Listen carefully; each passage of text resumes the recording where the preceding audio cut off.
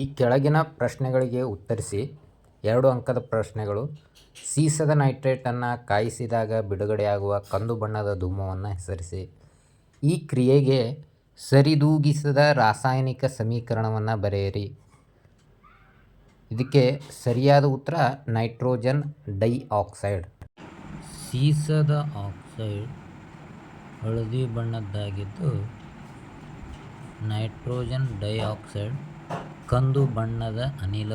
Aluminium ಸಲ್ಫೇಟ್ನೊಂದಿಗೆ barium chloride ವರ್ತನೆಯು ಯಾವ ವಿಧದ ರಾಸಾಯನಿಕ ಕ್ರಿಯೆಗೆ ಉದಾಹರಣೆಯಾಗಿದೆ?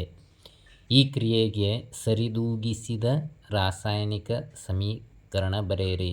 ಈ ಪ್ರಶ್ನೆಯನ್ನು ಜೂನ್ 2020ನೇ ವಾರ್ಷಿಕ ಪರೀಕ್ಷೆಗೆ ಕೇಳಲಾಗಿದೆ.